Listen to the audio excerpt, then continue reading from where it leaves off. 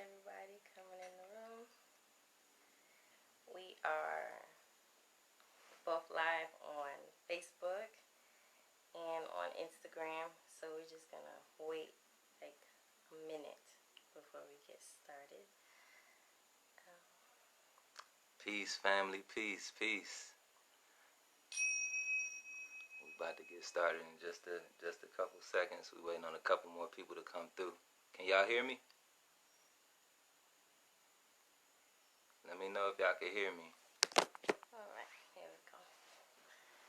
Okay, you ready? Yeah. What's up, y'all? What's goody?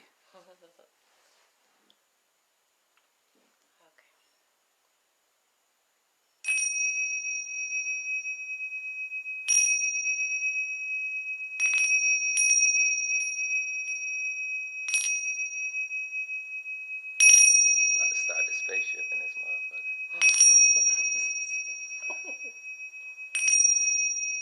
Appreciate that, Sharby.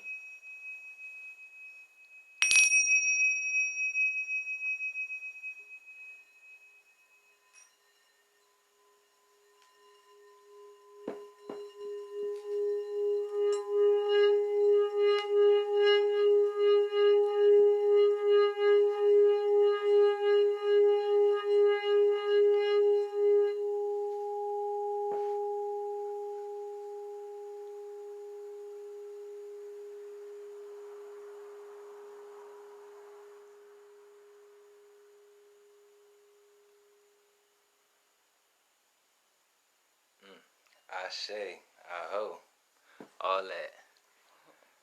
So what's up, y'all?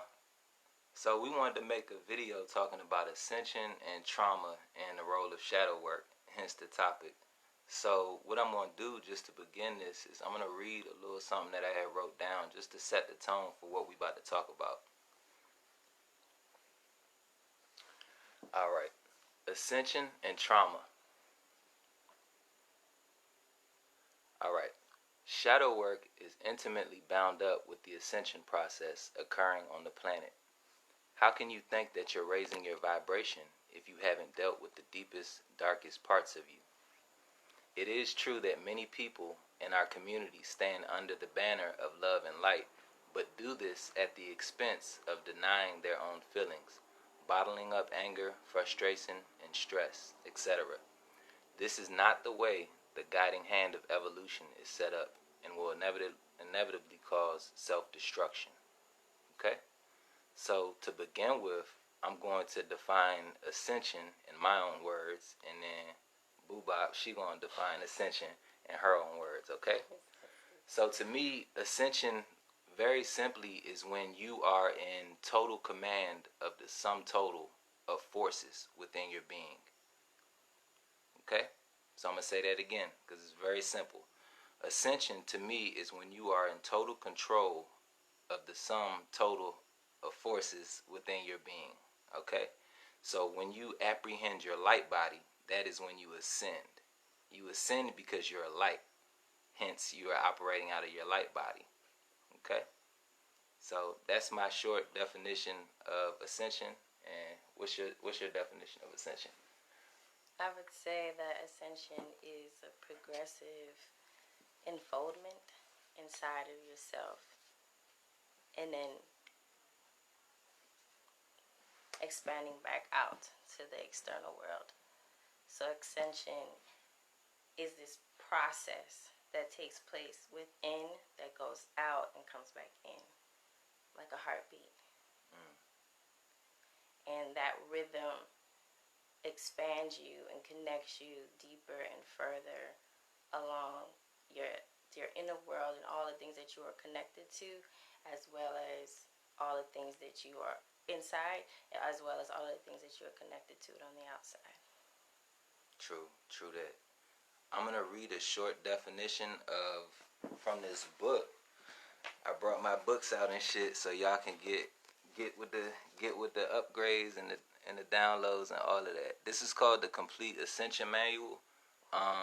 I fuck with this joint a lot. It's written by a guy named Dr. Joshua Stone, and he kind of falls under the school of thought of H.P. Blavatsky and Helena Roerich. So if y'all don't know about them, definitely check them out. Helena Roerich and H.P. Blavatsky. But the name of this book is called The Ascension Manual. And I'm going to read a little something on what he says ascension is, okay? So, Oh, we're sideways on IG. okay, good. Is that better, y'all? On IG? Alright, y'all ready? Y'all ready for this? He says ascension is the attainment of the Christ. Ascension is the attainment of the Christ. It is becoming a perfected Buddha. It is becoming a full-fledged spiritual master and realized being, not just a soul-realized being. The law of karma no longer has any hold over the ascended master. When a person ascends, he fully inhabits his light body. The light body is created from the light a person has manifested throughout all of his or her incarnations. Okay? To ascend, an adept needs to balance 51% of his karma from all of his previous incarnations. Okay?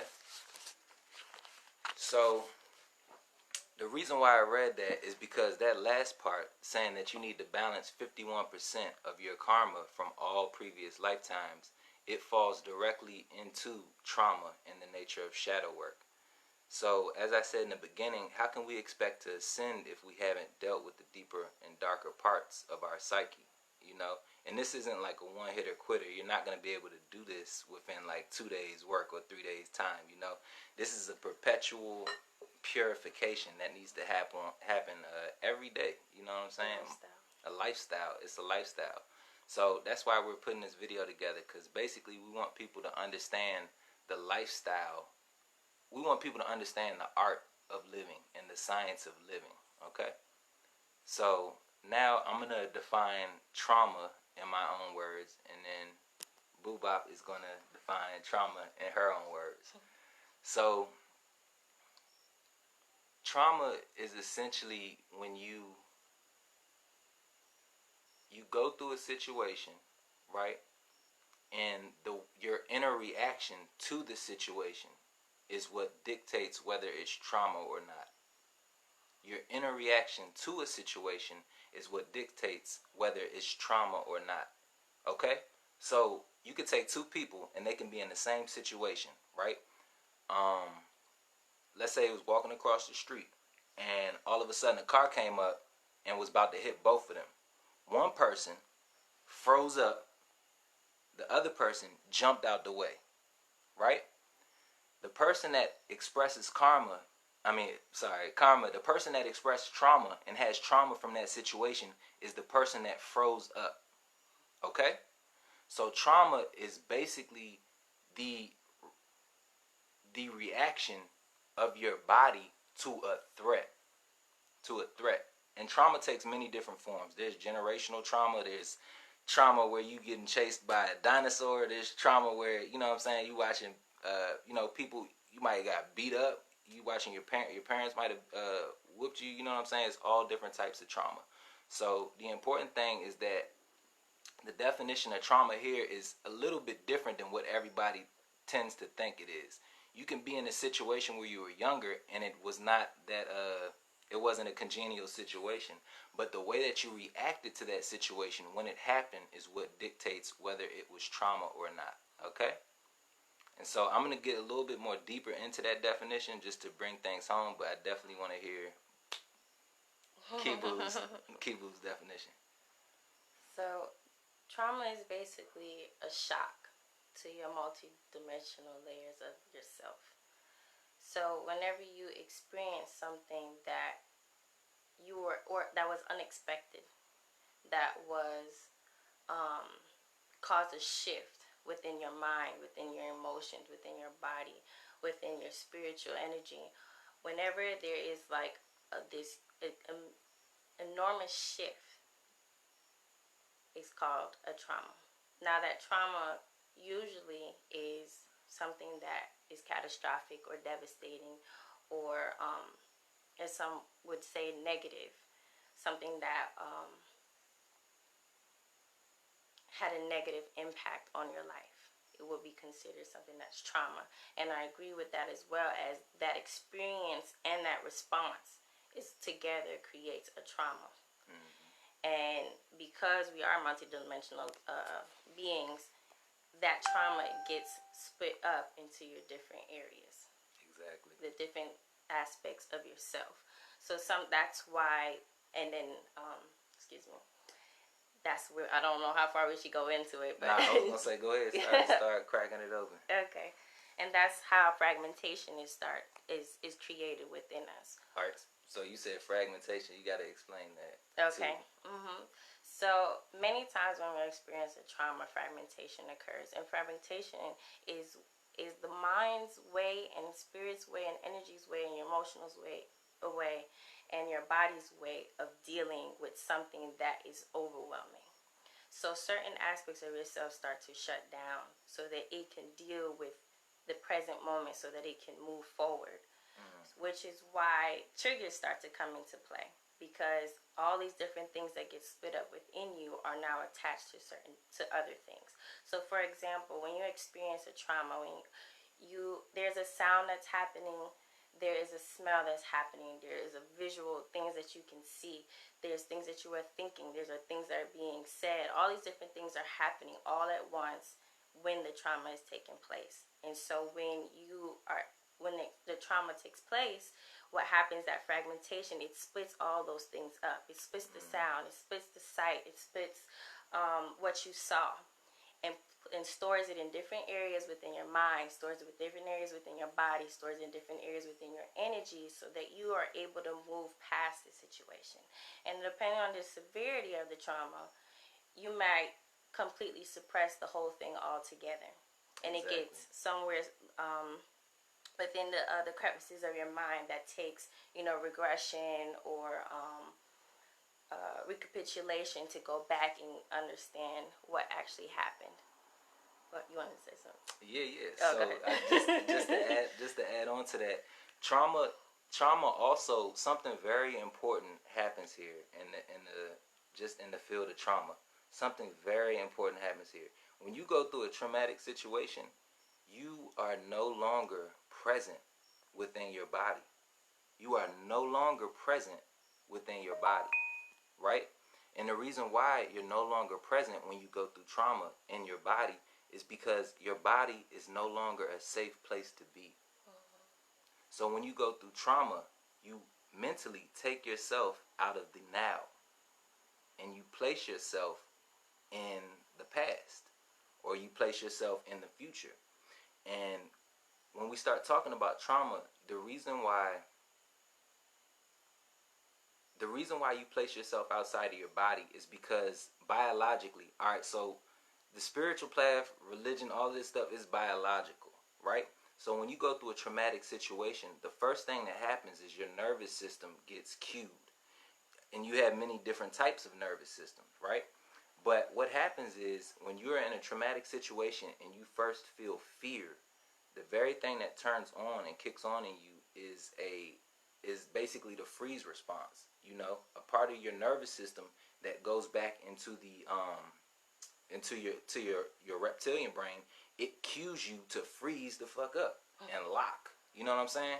So this gets into your brain physiology as well, because you guys know that we have three brains. We have the reptilian brain, we have the what is that? The limbic mammalian brain, and then we have the neocortex. The neocortex obviously is what makes us more human. It gives us the higher powers of cognition. The mammalian brain, the limbic system, deals with the emotional contents and connectivity.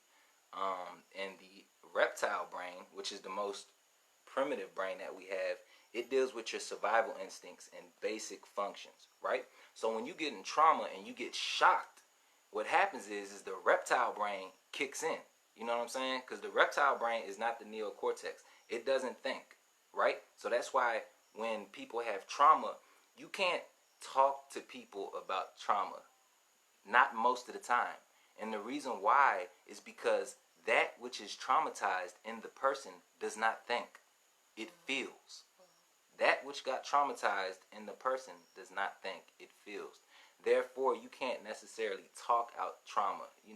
there might be some things that somebody went through that are psychologically challenging, but for the most part, it's very important for everybody to know that what happens is it's an instinctual response in your body to a fear or a threat, right? And so that energy, from that example we had earlier, two people walking and a car comes through and it's about to hit them. You have two people. One person jumped out the way and the other person froze up, right? So the energy is locked inside of that person's body. What's actually happening is that person who didn't move and they froze up, they wanted to fly out of the way, do a cartwheel and flip out of there. But what happens is, because the situation was so acute, you just locked it in. You froze all that energy in. And now you have this energy stuck in bondage within inside of your temple. We're imploded. And the body and the mind is one complex, right? Is one complex. Your body is the mind. You know what I'm saying? The body is the mind objectified, right? So that's why they say that the issue is in the tissue, because you have these static electrical charges that have built up, and it's caught in a loop. It's caught in a loop. Now, to better explain this, it's almost like food. You know what I'm saying?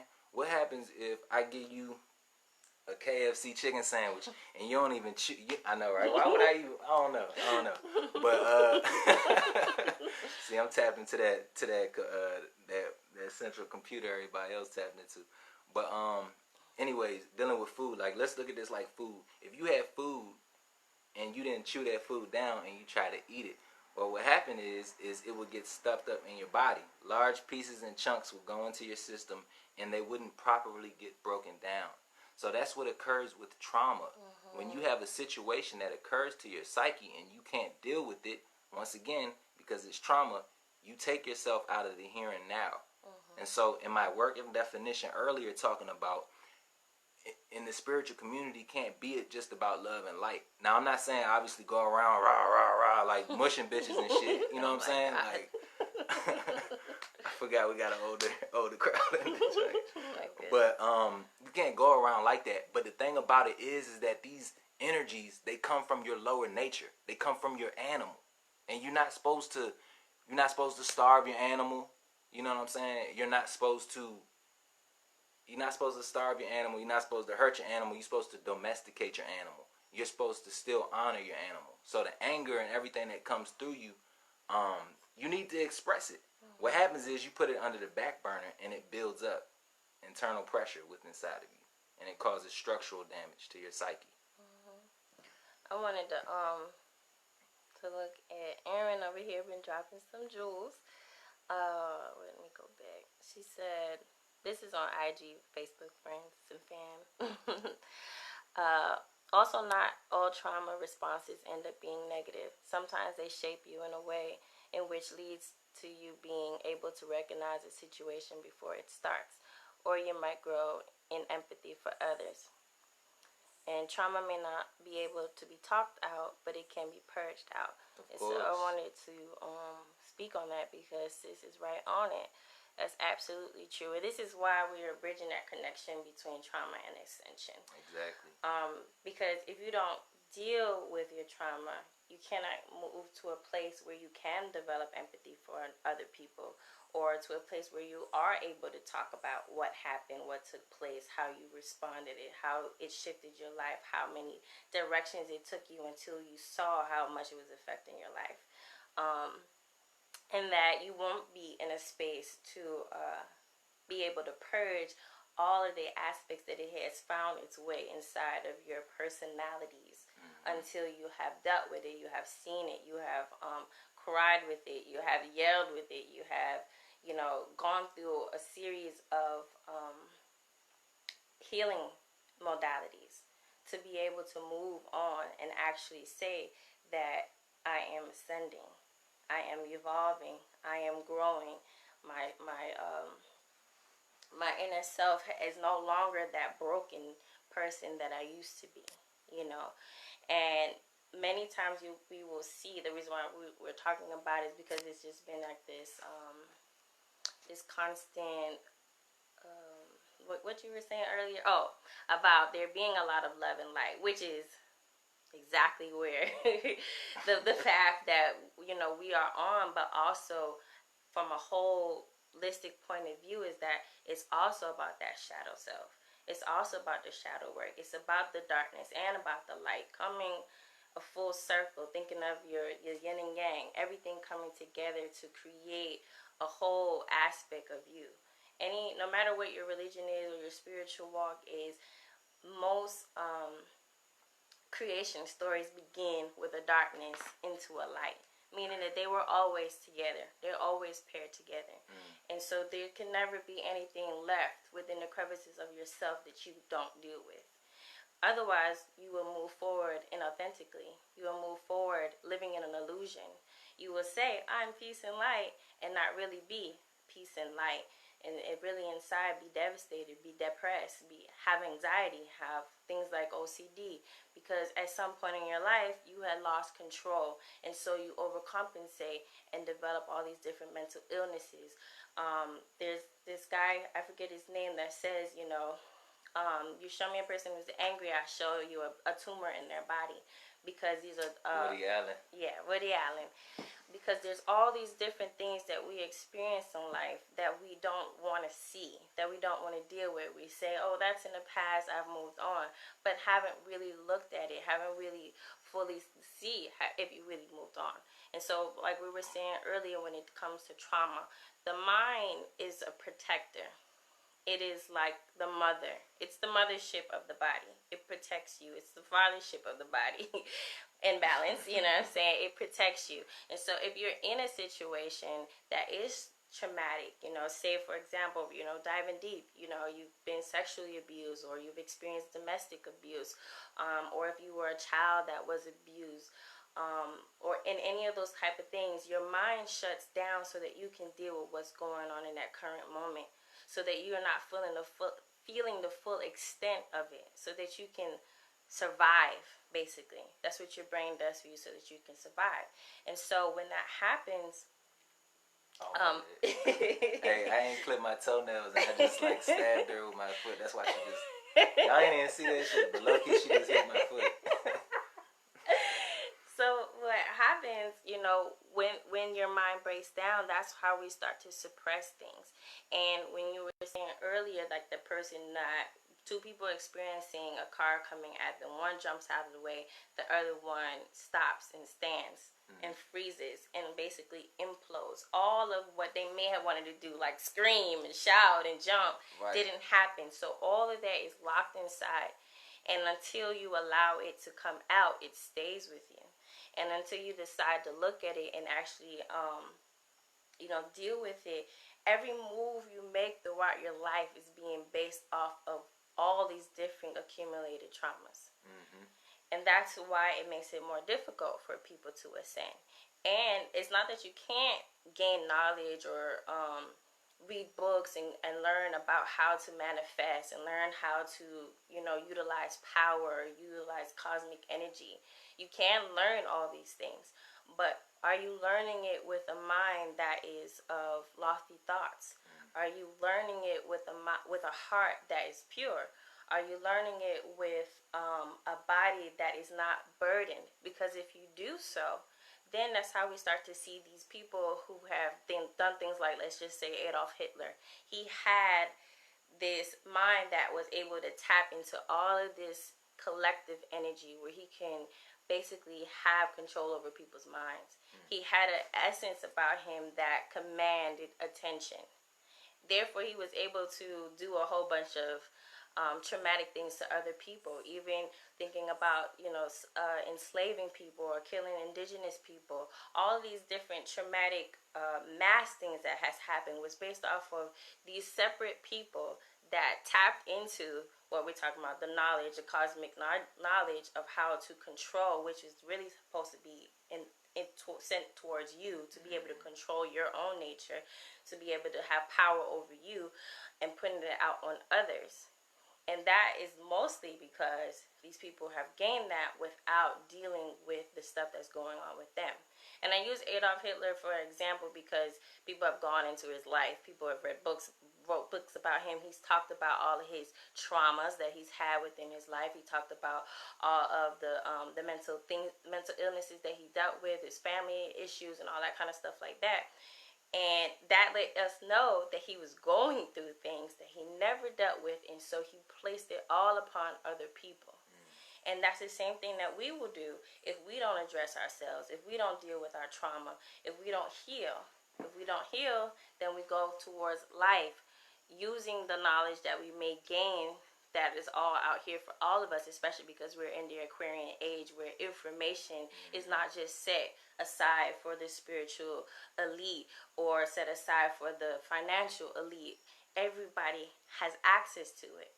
And so because everybody has access to it, we have to be so cautious about how we move with this information, because it's powerful information, it's earth shifting information, it's planetary shifting information. And so with it we can do so much, and we will only do even more devastation upon the planet with it if we don't deal with trauma. So yeah. Amen. So Josh has said, not exactly. Trauma is a thought. Without thought, the energy would just flow through. Okay, so Josh, I like that definition too, but here's where I disagree. Trauma is a thought, but you can't just say everything is a thought. You feel me? So let me see something because I need to stay focused with it. So trauma is a thought. So what you said, Josh, not exactly. Trauma is a thought. Without thought, the energy would just flow through. Okay, so I'm going to say yes and no. The reason why I say no is because when a situation occurs, you don't even have time to think. It's a body reaction.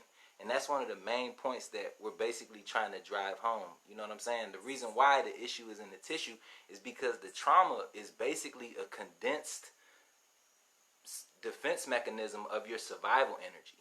That car that would have hit somebody, you got a 200-pound dude, if he jump out the way, and then the other 200-pound dude doesn't jump out the way, he has 200 pounds of pressure locked in his body, not thought.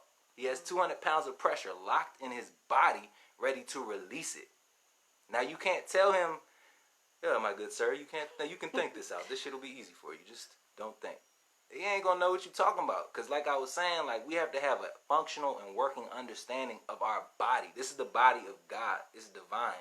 You know what I'm saying? And I'm not saying you are, but I'm not of the persuasion like everything is in your mind. Like, we're down here in this physical spacesuit body for a reason. You know what I'm saying? To build. And we're down here to understand our biology and our physiology. So that's why I started talking about the nervous system and the actual physical correspondence. Because it's all too easy to just say everything is a thought. You know what I'm saying? Like, for real, it really is just as easy to say it's a thought. You know what I'm saying? But, and I think in terms of practicality, like even working with people, I've seen people that I have, because I do body work, massage therapy, and energy work, right? I've seen people on my massage table release emotions, cry, shake, and do all of these different type of things. And that didn't occur when we was just talking. And it didn't occur when we just shared a silence. It occurred when we were connected and I was doing body work with that person. And I must have hit a tune, a note, and that person might have went back and traveled into that capacity. But it got expressed through their body. I can't say a thought to somebody and then they come up out of their trauma. And that's the very reason why we're talking about, and I'm not coming at you with this, bro. Now I'm just getting started. So that's the very reason why we say ascension and trauma and the role of shadow work. Because we are not in the East. We are not Indians. We do not just start off with a clean slate per se and then we can jump into the sciences of meditation and stuff like that. We have our own form of yoga because we're over here in the West. You know what I'm saying? And so that's why, you know, like even meditation in certain practices, like, you got something? I was gonna just say something real quick, because Erin also said she disagreed that it's not a thought. Trauma is an energetic response that houses itself in the body. And I would say, like, just in response to what Josh is saying, is that what happens when you stump your toe? The nociceptors that's on your skin sends a signal up to your brain to let you know that something has invaded, that something penetrated you, that something was hurtful, and now your mind knows it. So usually trauma takes place first on the body. That's why the body is like the lowest plane. And once it hits the body, then it goes through the thought. Then once you thought about it, then your emotion starts to arise.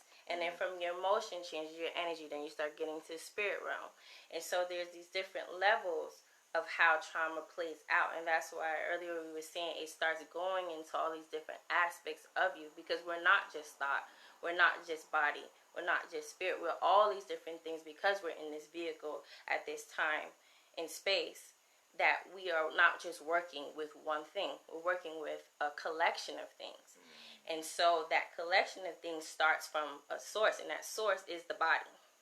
Because it right now, until we ascend, the body has the most effect on us. Right. And as we continue to ascend, it starts to have the least effect on us. But that's why when you look at Eastern studies, it starts where at the root. The root represents the earth. The earth is the body. All things that's matter. You feel me? And then you work your way up through transcendence, and that's how you get to all these different other layers. But so if you really cannot have thought, because thought is ignited by your body. You feel what I'm saying? And vice versa, they all kind of work together. Well, it's like this thing. The bot, once again, like in the beginning, like this is why, like, it's hard to. I can't disagree like emphatically with what Josh said about the fact that trauma is a thought. I can see both sides, but I really wanted to drive the point that it's a physiological response in your body, and it's coming from your reptilian brain and the nervous system. It's a reaction to a threat on a very basic and biological level. Like, that's where we're tying it in. But ultimately, it is a thought. And the only reason why I say it is a thought, and maybe not everybody will comprehend this, but the body is the mind objectified. The body is the mind objectified. But, I mean, just to keep it simple, like, trauma is definitely a physiological response. And it also has a thought component as well. But, like I was just saying, the example is many different types of trauma. And generally, if you're in trauma, you're not thinking. You are using your fight or flight. Which actually trauma, I mean, you're not even using your fight or flight. Think of how many instances people are in traumatic situations and somebody says, well, damn, why didn't they do nothing? Or why didn't she do nothing when somebody was, you know what I'm saying, when a situation occurred. Like, let's say somebody got raped, all right? Just as base as we can get. Somebody would say, well, damn, I've heard niggas say, well, damn, why she ain't do nothing if she actually was raped? And the point that I'm trying to drive is that sometimes these situations bypass your neocortex, your mammalian brain, and go straight to your reptile brain, and you freeze up. That's what the fuck reptiles do. That's what they do. A crocodile, lizard, all of that shit. That's their reaction. They freeze. And you, when you get scared and perceive a threat, you go to your most primitive aspect of yourself. You freeze up. And you freeze this energy, and you lock it into bondage. And this is why I was talking about addiction the other day. Because addiction is a form, it's spiritual malnourishment. The reason why you're addicted is because you're trying to escape. Now, if you took away that very thing that you're addicted to, you would have to sit there and literally feel what you were supposed to feel. You would have to feel it. And like I said, people try to escape their body when trauma occurs because their body is no longer a safe place. You know what I'm saying? So that was my piece about that. But I definitely want to drop some techniques and some modalities too. I guess a little bit, because we're going to talk just a few more things or whatever. But some techniques and some actual modalities to piggyback off of the fact that we were talking about. You cannot talk some of these things out. Okay? Time doesn't heal all wounds. It does not heal all wounds. No. You know what I'm saying? You actually have to be present in your body. You actually might have to run, kick, scream, punch. Just don't come over here with that shit, because I got some fire for that. It's like, nah, but look. Let me finish. Oh, go ahead. Again. So you actually have to activate the body and be present in your body to release some of this stuff. It does not happen by thinking about activating the 12 strands of DNA or thinking about anything. It does not happen like that. So go ahead. Oh, I was just gonna say, our mind, our mind is not like the body when it comes to trauma. Usually, your mind repeats what happened in your subconscious, while your body holds the pain. So, Say that again. your body holds the pain of what happened, and your mind holds the thoughts of what happened. So those thoughts recycle. The body feels the pain. The pain. Your body feels the pain. The thoughts recycle. Right, it's like right, this right. never-ending cycle. So, which is why sometimes you'll have to, like I was saying, it starts with the body, and then you start to think about it, then you think about your emotions and all that kind of thing. Now, when you're going back on it, when you realize that you are spirit, then you kind of go back in order to heal, to go back up, if that makes sense. Mm-hmm. So you start to realize, I am the soul. So now that I know that I am the soul, what was I before? What was this ego? What was this thought? You go back into the mind now. You start thinking about your thoughts. Mm-hmm. You become aware of your thoughts. And now you start to redirect your thoughts. And now from that, then you start to notice, when I think about this, I notice that my hands get shaky. I notice that my legs start moving. I notice that I get a clench within my shoulders. Mm-hmm. Then you start to get down back into the body, yep. Meaning you be getting that body awareness. It's like constantly you're going like this. You're working through this as you ascend, being able to go see yourself as the soul, then all the way back into the body, and vice versa. And when it comes to your mind and your thoughts, your ego is not like the body. It doesn't self-heal. So like if you get a wound, like a cut on your hand, the cells on your body start to go to work to go ahead to cure, to treat that wound. It starts to make sure that all of the skin gets, all of your abrasion starts to get back together, and that there's not this open cut anymore. But when it's your mind doesn't do that automatically. You, as the observer, has to put your ego through the healing work to address what it as identified as.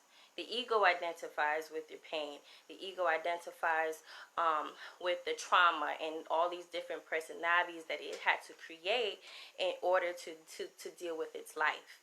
And so as the observer, as the higher self, when you're talking to your ego, when you're working through the mental aspect of your of the self, what happened? When you're working through the mental aspect of yourself, it requires more work, which is why he was saying it's not just time that heals the mind. You have to work through it, and we'll talk about some different ways that you could work through it, because it's not like the skin on your body. It doesn't just go to work as soon as it realizes a wound has taken place. Oh, we're trying to get this thing charged. It's about to die. Yeah, my phone about to die. But let me see what this is said. I'm going to read what I missed. Okay. Peace, fam. Peace. Let's try to bring it a little closer. Bring it closer. Okay. Fasting brings trauma to the surface sometimes. That's a fact. That's it. Issues in the tissue. I've been having pain in my legs for years now, like a sort of aching. No trauma has happened to me in that way, but I believe it may be trauma from one of my ancestors. Very much so. Very much so. I feel like it may be my job to heal it, since I'm the one feeling it but didn't go through the experience. Many people, especially those like around our age, we're 30. We are. Many of our souls have came to the planet to deal with a lot of generational trauma, and so we have a lot of that accumulated within us, because we need to do the healing for us so that we can do the healing, for our families that are still here, and do ancestral work. So that is definitely probably what's going on. We checking Facebook now to see if anybody said anything. Okay. All right, we all caught up. All right. So we want to start getting into some techniques. Yep. So an interesting technique that I came across that deals with like releasing static emotions and old old trauma that's released in your body is something called primal scream therapy. And so, once again, it's called primal scream therapy. So it was this guy, I think he was a psychologist like in the 70s, but his name was Arthur Janov. And what he discovered is that you have a lot of deeper and heavier emotions trapped in your body, trapped in the... oh, damn, my bad. So, sorry. So, the primal scream therapy, he discovered that you have a lot of heavy emotions trapped in your gut. So what he did was he took a group of people and he just had them yell at the top of their lungs to release all of it. You know what I'm saying? And these techniques, they're pretty simple because it's stuff that we would do or that we do. You know what I'm saying? It's just that people gave names to them and identified techniques with it. But anyways, that first technique is called primal scream therapy. And so what it would look like is not you like screaming at the top of your lungs to blow your voice out, but it would be more of like a guttural, like, you know what I'm saying? I don't want to start going crazy and shit because we got children. But you want it to basically like resonate in your diaphragm, and you do it until you start feeling tears and emotions and just a shift of how your energy feels. You do it until you basically feel clear. Now, me and Key did this at the end of a journey, you know what I'm saying? At the end of a, what was that, shroom trip? At the end of a shroom trip, we was out in the forest, and then we just let loose during the primal scream therapy. And so, just to make that practical, the guy's name is Arthur Janov. So I want y'all to check this out. And his method is called primal scream therapy. Okay? So that's one. You got something for him? No, you can keep going. Okay. So another technique too is you want to go on Google and find somebody that does body work, but specifically somebody that does a body work modality called somatic experiencing. So you're going to look for somebody that does body work called somatic experiencing or rebirthing. And the rebirthing is a form of breath work. That's not body work or massage or anything like that, or rebirthing. So I know you guys have heard a lot about breath work, but it's best, I'm going to say just from my opinion, to do it with somebody. Because somebody there holding space for you, somebody there holding space for you is everything. They represent the aspect of your consciousness that is doing the observation. While they're creating and holding space for you, you can tell them or do whatever you need to do, and they'll be there just holding that space for you to really release it. So that's two. So the first one was Arthur Janov. His last name is spelled Janov, and it's called primal therapy or primal scream therapy. And the second one is a combination of two. You're gonna look for somebody that does body work with the emphasis on trauma release. So, and I'm sorry for this, I might have to just write it down in the comments too. Some of those body work modalities that release trauma, and I'm saying this from experience, y'all. Like, I've literally had people on my massage table and have been privileged to be in a class and seen people release some of this stuff, like after years and years and years. But let me just stay focused before I answer the question. So the bodywork modality is called Traeger. So you're looking for a massage therapist or a body worker who practices Traeger and also Feldenkrais method. So what I'm going to do is I'm just going to write this in the comment section so y'all actually got it and can take and, you know what I'm saying, have it on hand. So that was Traeger, which is a body work modality, and the Feldenkrais method.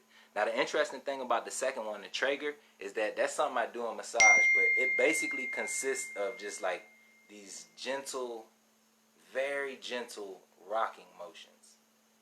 Very gentle. And the whole idea is that you have all of this stress pent up and trauma pent up in your body, and the body really enjoys just being in a type of rhythmic swing. Back to your infancy. Because thank you. It takes you back to pre and perinatal psychology. It takes you back to that womb-like state. So slowly, you start relaxing, and when you relax, you're able to feel and experience emotions and things that you were supposed to experience. Because that's all this is happening, y'all. The situation, the emotions, they get trapped inside of you. And anger, it wanted you to understand, like, I'm angry, like, you know what I'm saying? See me. I feel like you don't see me. That's what anger is telling you. It's saying, I feel like you don't see me. So yeah, so primal scream therapy, Traeger, and then the Feldenkrais method. But look under the video when we're done with this for the comments, because that one is kind of hard to spell. I'm not gonna lie. Brother Willie Smart, peace, brother. Somebody asked a question before. Okay. Chiron, peace. He said, how can we assist others around us with deep-rooted trauma, or we just give them time and space to heal? So, the way you help others is like how we were just talking about, holding space for them. And so what they would do, like within a typical setting, and help me if I'm wrong, because Key is the actual therapist, so she really deals with this like almost every other day. But what they do is they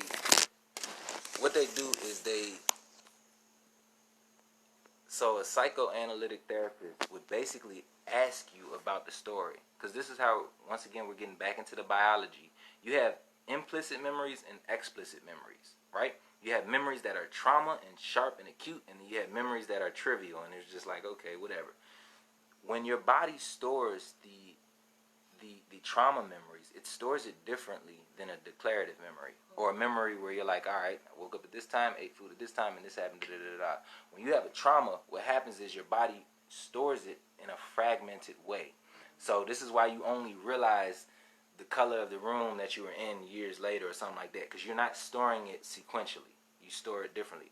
So the point is that when they do psychoanalytics, what happens is that the therapist is generally trying to ask them about the situation so that they can piece the story together. Because if you have all these fragmented pieces of what occurred, you can't see it. So once again, the therapist is basically acting as a reflection of your conscious mind. So what you want to do is, first of all, you know, they would have to be down with the work. Because if they don't want work done, nothing is going to happen. But if they do want the work done, you are going to hold space for them, and you're going to let them know, like, I want to help you and assist you on your journey, your ascension journey. I want to help you bring out these dark things, deep dark things that's buried within you that condition your responses. And so just to get back on point, the psychologist is basically trying to understand what happened so that they can put a whole coherent picture together and re-explain that to the person.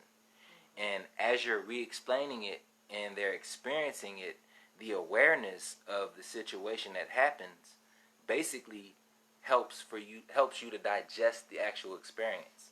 Okay? But by no means do I want to simplify this thing. People's psychology and psyche is an incredibly fragile and combustible thing. So this is why I was saying, you know, look up this stuff, do the research, and find people who are practitioners of it. Because I may have worked with a couple people, but quite honestly, like, I'm speaking a little bit from experience, but I'm just saying I don't want y'all to try to go out and deal with somebody. Yeah, I understand. You know what I'm saying? Like, let me help you. And then they just go crazy all of a sudden. So yeah, basically my point was that what you could do is start to kind of piece together the story for them, and you want to show them how they can hold space for their own emotions. And I'm going to pass it to Key, because I see her over here like... I wasn't doing nothing. I just wanted to add just a small bit to that, because I love what you said. Also, looking at yourself, and to answering your question, Chiron, when you're wanting to assist others, you have to ask yourself, are you in a space to hold space for somebody else? Because when we hold space for a person, it's very sacred work. It's a lot of hard work, and it can also be triggering work. You have to know yourself well enough to know if you are able to take on that person's energetic traumas. Okay? Because when you hold space, you basically open up your bubble.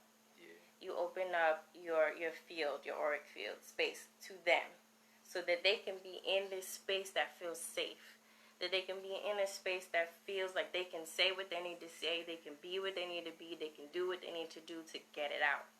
They can be angry without feeling judged. They can be cry and weep and feel anguish without feeling any ounce of hesitation that this is going to come back to them in a way that they didn't want.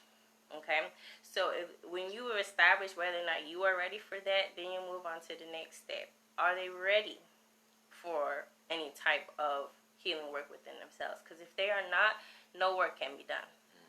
And in that space, if you see that they're not ready to move forward, only thing that you can do is continue to work on you, because there's no greater teacher than example.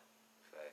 There's no greater teacher than living what other people are striving towards. You know, if they can see, you know, you've gone through something that was hurtful to you, and you're able to process your emotions with them, you can able to, you know, let out your anger and allow yourself to be like, okay, I didn't handle that in the most optimal way. How can I deal with this in a better way? If you allow people to see your process, allow people to see you to be vulnerable, people who are hurting, people who are dealing with a lot of trauma, people who are stuck in a cycle that is very hard for them to get out of, those little itsy bits and pieces that they see of you help chisel away at them, so that they can get to their core. Because the work is not done by the outside healer. As true healers, our work is to help them to see the inner healer within themselves, just as you have saw the inner healer within you. So you can't go into it as if you're trying to fix somebody. You have to go into it just holding space for that person, and like you were saying earlier, reflecting back what they're saying. Sometimes people can tell you a story and tell you exactly what they need to know and exactly what they need to hear, but they don't hear it themselves. They're just saying it until you say it back, and now it becomes reality to them. Now it becomes now it becomes more pieced together. And so I love what you were saying. Like, they're helping you as the therapist or the counselor or the person, the family friend, the loved one holding space, reflecting back that energy towards them is helping them piece back the pieces that were broken at some point in time. And just another word on that too, like, you know, we're dealing with all types of stuff in our community, so people are very vulnerable, and you know, the stuff that we have inside of us is not pretty. So I definitely want to stress, like, just taking it easy and going slow, depending on the person, whatever they have going on psychologically in their mind, because you know, you don't want to provoke somebody's trauma and they have a episode. You know what I'm saying? Because this is really deep work. Like, it doesn't get any deeper than shadow work. Y'all remember that little iceberg with who was that, Freud or Jung? Somebody, I don't know, but it was an iceberg, and remember, 90% underneath the water was the whole subconscious mind. So you don't just go poking in there, because it's a lot of deep monsters in that joint, and you don't want them to come out and the person don't have control. So I would say, on top of the holding space, and on top of getting the whole picture and representing the picture to the person and holding space for them, I would say that you want to go about it very slowly. You know what I'm saying? Depending upon what the issue is. Because think about it. Like, let's say another situation, like, where, let's say a woman got raped. And I just use that example because it's a dark ass scenario. So you don't want to piece together the picture and tell, you know what I'm saying, tell her that she needs to forgive him to move on. Because now everybody has different time bands that they work on. Everybody has a different time loop or time circle that they need to process. Once again, remember that food, we was talking about food in the beginning. You need to chew it to understand that you're not a victim, to understand the nature of people out here these days. It's cold and callous people in these streets. So it's not easy at all, man. But the beautiful thing about it is that here's the important thing, right? Over here in the West, because we're living in this modern day society, like, you guys know that other cultures, they don't necessarily have these issues as much, or trauma. And looking at other cultures, we can see what it is they do to bring themselves out of these states, or as preventative measures for this stuff not to even happen. What we see is a large sense of community, and the people themselves, they don't feel like individuals per se. They have more of a group consciousness going on. So it's like if in our community Key was sick, it really is we all sick. You know what I'm saying? Or like how they in the village, we were reading somewhere about how if a child does something bad, they have to come before the community, and the community empowers them because they're an extension of the community. Remind them of who they are. Reminding them of who they are. So I guess in a practical way, I say this to say that with your immediate circle of friends, set the tone and start speaking this stuff so it's laced in the fabric of everybody's mind. Because it's two ways you can carry a situation. Like if something happens to you, you know what I'm saying? Like if I went outside right now and bust my ass, it's two ways that this can be processed. And you can have trauma from that, right? The first way is that everybody's outside, I go out, I'm on a skateboard, I do an ollie, and I bust my ass, hurt my tailbone, and that joint's broken. And I gotta get up like everything's okay. Everybody laugh, niggas like, ooh, shit. You know what I'm saying? That's one way, right? The second way was people see me bust my ass, and everybody there comes and gathers round. And they look at me and reassure me with loving awareness that everything is okay. If you need to cry in that moment, that's what you're going to do. If you need to not say anything in that moment, that's what you need to do. If you want to go away, that's what you need to do. You know what I'm saying? So yeah. Sorry, I feel like I got out of the way with that one. Were we done with the techniques? The techniques. So I gave 3. Alright, so those were 3 I gave. And I guess the 4th technique, got y'all looking in our space and stuff. The 4th technique is very, very simple. It just is composed of just rapid shaking. And that's good. And so literally all you're doing is a full body shake for anywhere from 2 minutes to about 5 minutes. All you're doing is a full body shake. And that's really good for people that deal with the type of trauma that,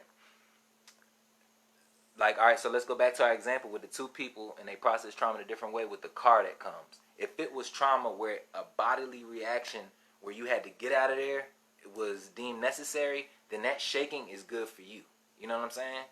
And once again, just to explain that, like the reason why is because if you have somebody that was in a war and somebody threw a grenade to them, what happens is the reason why they have trauma is because their survival instinct was kicking in to tell them, jump out the way from the grenade so you don't get hit, right? So their body would have did this, right? Their body would have did that. And what happens is, because they're traumatized or they have post-traumatic stress disorder, when they talk, they be like, yeah, so I was doing this, and you know what I'm saying? Like they end up shaking because they're expressing the pattern that was trying to work through them. So that's why I say the 4th technique is shaking. And that's really good because that releases you of all nervous energy. That's what happens when animals fight in nature. I've witnessed ducks fighting. And once again, it could have been a traumatic situation, but guess what the ducks do right after they fight? They go their separate ways and they start flapping their wings. It's almost as if nature and the nature and intelligence inside of your body knows that it has to distribute this excess energy, this excess charge. You know what I'm saying? And another example, gorillas, after they finish wrecking each other and squaring up, they'll just start beating on their chest, stimulating the thymus gland. You know what I'm saying? Once again, nature, infinite intelligence is showing us. So that's a 4th technique, shaking. Hold on, Facebook, IG fam. I'm seeing that there's a countdown, meaning that this is going to close out. We're almost done, but I will open back up the live when it does close out. And Aaron asked, will this be available later? It'll be available on Instagram for 24 hours, but we will also have it posted on Facebook. And we're going to download it and upload it to our YouTube channel. So if you are not subscribed to our YouTube channel, it's Mystics of the Sacred Heart. It's also in our bio on Instagram. If you want to subscribe so that you can refer back to the video, if you so choose. Okay, it's counting down 5, 4, 3, 2, 1. So we'll open back up, but we are almost finished. Oh, so the IG just goes out after? Yeah. All right. So where did we? And it didn't say. Okay. So just to stay focused, I gave the 4 techniques, but what I'm gonna do is I'm gonna write those back in the comment section. And what I guess personally, what I want everybody to take away from this is the fact that, when dealing with trauma, you have to get rid of your negative baggage, your dark trauma, and situations that pattern your condition in life before you can ascend. And the reason why is because on a spiritual level, you cannot take fear to the higher planes with you. There's no way possible that you can take fear to the higher planes with you. And like even how it looks in the body, like the reptilian brain is the seat of most of your animal drives, and it conditions your fear response to stuff. But fear does not exist in your neocortex. So in terms of being a microcosm of the macrocosm, your body even represents that fear is situated lower in your being. And our whole goal is to rise above the animal influence of our nature. And once again, when you go through trauma, it is a defense mechanism that your body exhibits because it perceives a threat. You know what I'm saying? And it's just so important to understand even the physiology behind this. Like when we talk about ascension, like we're about to go some too, because we definitely got kids down. But we talk about ascension, like man, woman, we are the grandest symbol in the universe. You know what I'm saying? Heaven, hell, different deities and stuff like that. They are actually representative of organs in your body in situations and locations along your spinal column. You know what I'm saying? For more of, and I noticed the IG page is watching, but for more of like the mystical students, like that's a known thing. You know what I'm saying? Just the nature of your body and of all your bodies. And so the point is that you have a master nerve in your body called the vagus nerve, right? The vagus nerve is essentially what is the tree of life in your body. It is the ascending canal which the energy travels up. The kundalini energy travels up biologically, the vagus nerve, and basically stimulates all aspects of you. When you are in a stress situation or in fear, what happens is the vagus nerve is two. It's two splits between the vagus nerve. It's the dorsal vagus and it's the dorsal vagus and then the myelinated vagus, right? So what people have found out is that when you have a stress response to fear and you're fearing a threat, the dorsal vagus actually fires. But when you are in a state of theta wave consciousness or relaxed in deep meditation, it's your myelinated vagus nerve that fires. You know what I'm saying? And so the vagus nerve in itself has a tone associated with it. You can be passed down a vagus nerve that doesn't have a tone, that has a low tone to it, as opposed to somebody that has a higher tone in their vagus nerve. And the way that you strengthen your vagus nerve is by responding and not reacting to situations, but responding more amicably or more friendly or more from a state of stillness or rest. So, this night froze. Okay, great. All right, so yeah. So where was I at? I think we were just kind of wrapping it up. So before we roll out, the last thing I wanted to say, I didn't want to add in a bunch of modalities because you gave a lot.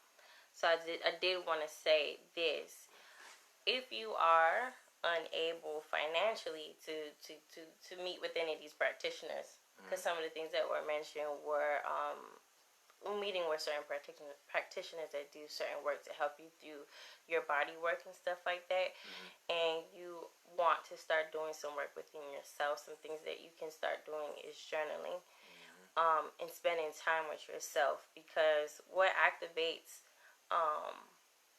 what helps bring some of those things to the surface is self-awareness. And so journaling helps you to become more aware of yourself. Also, sitting alone by yourself, especially if you're a person that feels like you have to constantly be around people. I've done stuff where I just sat in a closet for hours in the darkness. Yeah. Until things started surfacing, and I would be snot nose crying, and I would just be saying what I wanted to say or what needed to be said, or feeling what all of the things that I didn't feel, or scream or yell, and all these different things that I did with just me physically, because I know spiritually I'm never alone. And so we all need to tap into that when we can, because everybody's on their different journey, that you're never alone, because spiritually we're always surrounded by so much energy. You know what I'm saying? And so that also can be your worker, your healer, your counselor, your therapist, your somatic energist. All these different things that will rock you. I'm trying to tell you, you can be rocked by the spirit. You feel what I'm saying? And so I just don't want anybody to feel discouraged, especially if you are at the state of your journey where you're still distrustful of external beings, because at the closer to the as you go on into this journey further on along, you will see more that there's no need to be so distrustful, because once you start trusting yourself, because really distrust first comes from you. Once you stop distrusting yourself, you start to become more intuitive of the energies that don't need to be around you and need to be around you. You know what I'm saying? So that you lose that fear of feeling like you're going to set yourself up and be around somebody that's going to destroy you again, or try to control you again, or try to have power over you again. So once you have developed more of that trust over yourself, you will start tapping into that unified consciousness, the collective consciousness, the interdependent way of feeling, living, moving, because universe is interdependent. It's not you just by yourself and you deal with your stuff, or it's not just I need to depend on somebody else to make me whole. Right. It's everything working together all at once to create this unified whole. And so wherever you are on your journey, just start somewhere and let that be looking at yourself, spending time with yourself, being real with yourself, and start seeing yourself. And even writing down things that people that's within your vicinity, toxic or not, and seeing what is being said about you, and whether those things are in line with how you see yourself. And if they are there things that you want to move forward with, or there's things that you want to work on, and where do some of those aspects or behaviors and thoughts and stuff like that come from? That's how you start getting to the source, which many times the source is some type of trauma that is undealt with or unhealed. So it's many different ways that you can do this. It is a lifestyle. It is a complete journey. It's a lot to do, and it's not fast food. Yeah. American culture has got us thinking that our healing is going to be like, I just roll up at the drive-thru and I got my healing, and I've arrived to transcendence. I'm sitting with the ascended masters. That's not how it works at all. Exactly. And you look at some of the Eastern cultures where they meditate for hours. I mean, 18 hours on end. Nothing but chanting. Nothing but bringing forth all of this manifestation and energy and work on self. And we get pockets of that, because we are a part of a society where we got to work all these different hours if we don't have our own business and set our own schedule, where we have children to care for, houses to keep up. We got so many things that we have to do. You know what I'm saying? So we are the modern sages. We are the modern monks that have to learn how to ascend with all these other external pressures going on. But you see how that makes us greater, because we don't have to deal with the lifestyle, or we don't deal with the lifestyle that they deal with in the East. We are a different set of yogis. We practice a different set of yoga. There's more tension and weightlifting over here for the yogis in the West, because we represent the head of the snake. You know what I'm saying? And I say that just in terms of melanated people worldwide. We're not going to no mountaintops. I mean, we are, but we're not. That's not our life, to go to a mountaintop and meditate and find peace. Nah, you are here by law, placed within your surroundings and your atmosphere to work on your trauma. There's no escaping your trauma. Spiritual life does not stop because of your trauma. Matter of fact, the trauma is good because it's the difference between weightlifting and calisthenics. You know what I'm saying? Over there, once again, like she said, in the East, they don't have to deal with this as much. I mean, it's coming into their culture, obviously, because of the West, but think about it. They don't have to worry about, like Queen was saying, like, finding your life's purpose, paying rent, going to school, watching your children, all of these different type of problems. We work under a more definite point of tension. So we are going to express gifts and abilities that even the yogis don't have. You feel me? And what I mean by this is, like, think about it. Like, in different cultures, like, let's say indigenous culture over here in America, you had people, high spiritual beings, who were able to shape shift and do different stuff like that. Over there in India, you got people who can dematerialize themselves and astral project and stuff like that. You know what I'm saying? Laying fire and all of that. So it's specific to your energy configuration, the way you work. You know what I'm saying? What it is, what your life is about. We have a different narrative growing up as neo-urban shamans. You know what I'm saying? Oh, I like that. And so the reason why we are talking about shadow work is because this represents a deep part of our spiritual path. You know what I'm saying? You're not only clearing this for you, you're clearing this for future generations. You know this. You know what I'm saying? And so just what I was talking about a little bit earlier in terms of the biology, or how religion is biological, like how we have to rule over our biology, talking about the vagus nerve, when we have the two distinctions between our vagus nerve, right? We have the dorsal vagus nerve that's associated with fear and threat of a predator. And then we have the myelinated vagus nerve. So the older one, the dorsal vagus nerve, that reacts and fires when you are under fear. And that comes from your animal, I was about to say ancestry, but yeah, it comes from your animal origins within this body, because it's half animal, half man, whatever, however you want to piece that. It's an older vestigial remain, right? But when you respond with thought or understanding, or from a place of stillness, or from the neocortex, the myelinated vagus nerve fires, right? So the myelinated vagus nerve is what fires when you're under deep states of meditation and relaxation. So these two distinctions right here represent somebody that is in possession of knowledge of self, or knows how to practice the art of living, or engages in right human relations, or right relations, period. You know what I'm saying? So my point is that you can hack your DNA. You can hack your organs to a way where your reactions, or your reactions to a situation, aren't going to be that of fear all the time. You know what I'm saying? I've been out and seen a couple snakes, like, honest to God, like, longer than my wingspan, you know what I'm saying?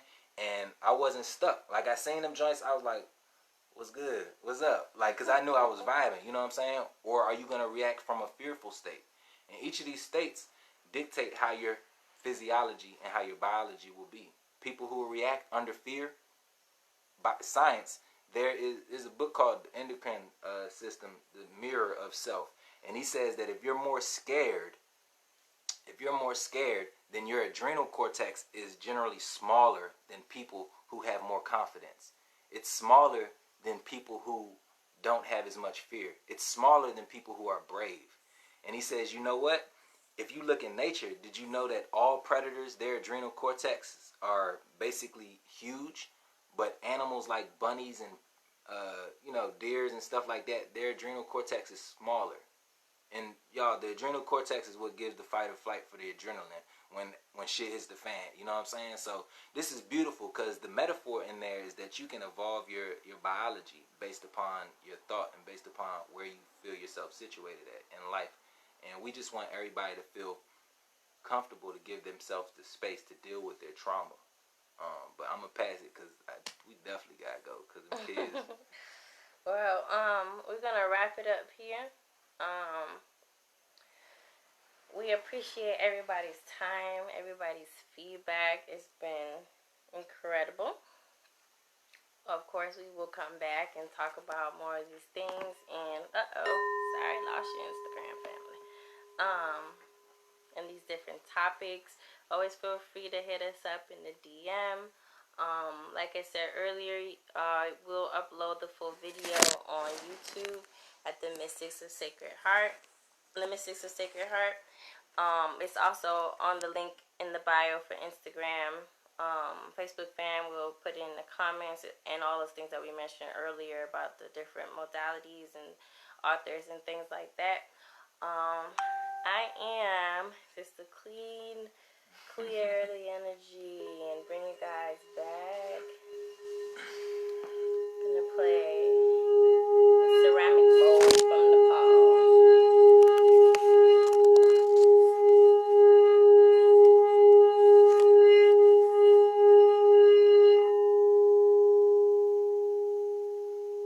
I'm gonna play some bells from Nepal.